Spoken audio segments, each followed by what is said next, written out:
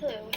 Um, so, as we learned very early on in this class with the case of Josie and her mother in the hospital, all it can take in nursing is just one person to intervene and possibly save a life, or at least positively impact somebody's care.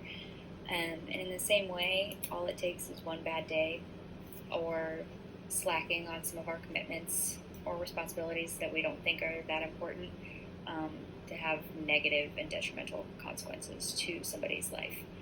Um, and in the case of Josie, that happened, and it's not always one nurse's fault, but um, in that case, one nurse could have made a significant difference and saved her life. And this is something I have thought about a lot in the beginning of my nursing journey. It honestly terrifies me sometimes how easy it is, how much responsibility we hold for all of our patients, and how if we're stressed at home and we take that to work, it can have serious consequences for other people who are depending on us for their care. And I think we need to remember that we are taking care of a person with a life and not just there to do our jobs. That can be really important. It's not just doing tasks or getting our stuff done, it is caring for a person with a life and a family. It's said a lot in nursing, but it's because it's true. It's that we need to take care of ourselves before we can take care of other people.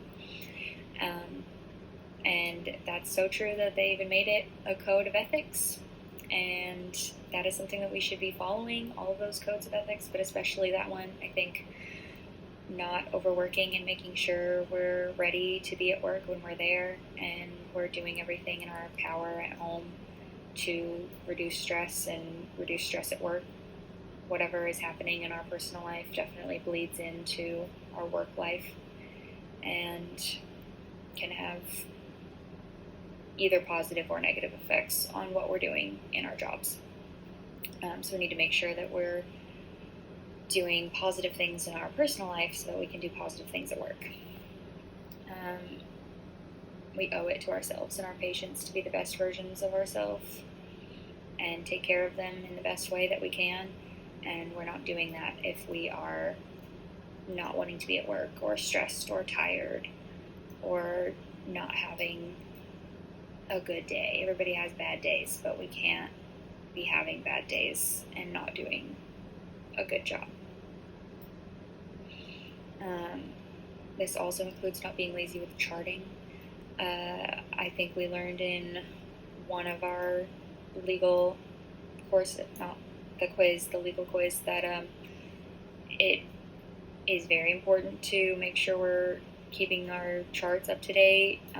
It could save our patient's life, and it can save our license. One day we could be sued, and if we're not up to date on our policy, or we did something wrong according to the handbook at the hospital that we're working on, we are liable to be at risk of losing our career, and then we can't help people. More people might die because we're not a nurse, because we messed up charting. And that would be sad for multiple people.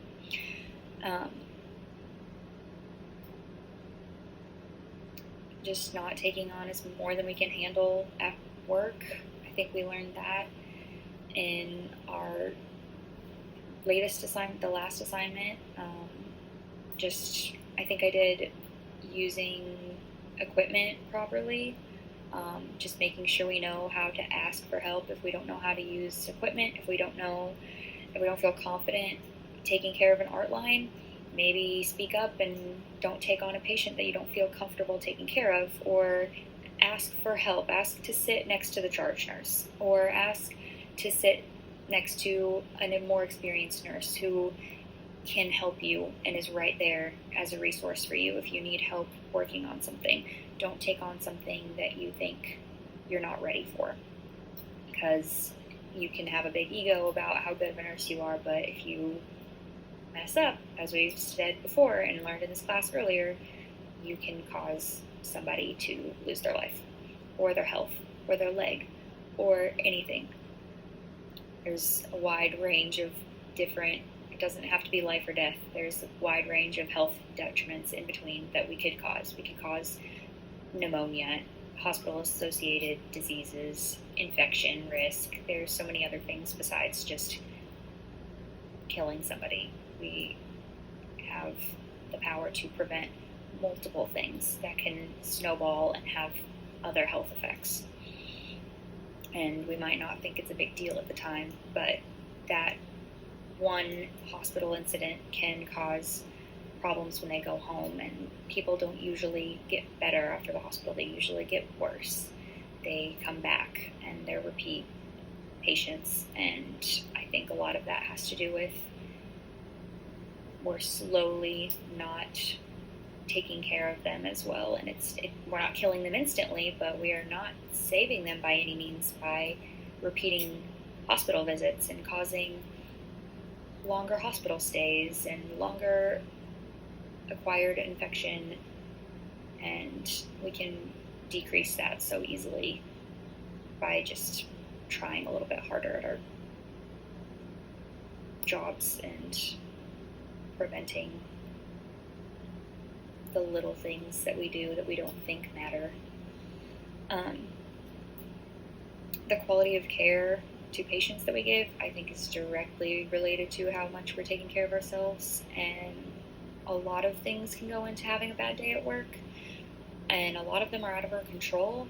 We might not like our management, we might not like our team, there might be hospital policy that is actually counteractive to patient care. I've seen that a lot, that nurses complain that what the hospital requires isn't actually realistic for what the patient might need, and that in those cases we need to learn to gain control of whatever we can and ask organizations that we work with at the hospital, ask our charge nurse,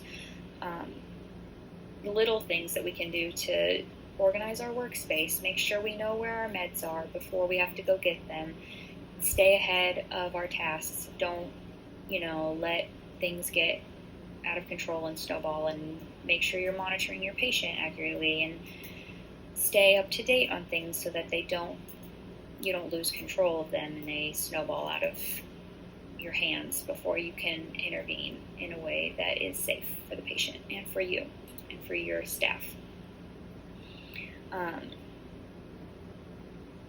The most helpful part of this course for me personally was the discussion threads in terms of making me think like a nurse.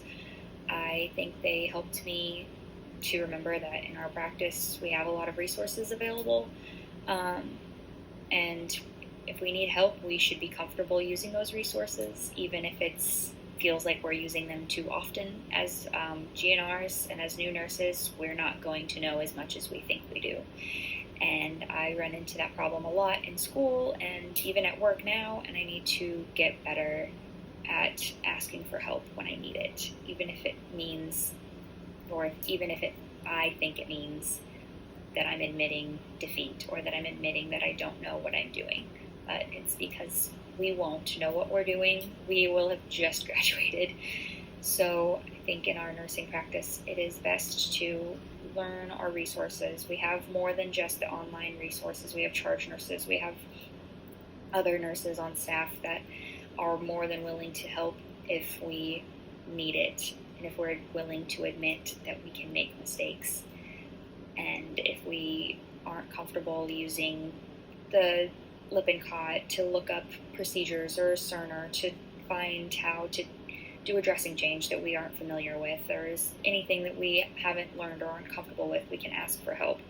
And I think the sooner that nurses in general, not even new nurses, sometimes old nurses can do this, just admit that we are capable of making mistakes and that we sometimes need help, I think our patients will be better off, and I think our jobs will be better off because we will not be so overworked and stressed trying to handle everything on our own when we have a whole team of willing people that will help us.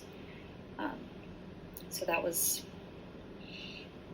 a good thing to remind myself of in this course, and also learning different online resources that we have besides what our hospital provides. There's other nursing organizations that have procedures, and they have help that you can find on the internet regardless of whatever hospital you work for.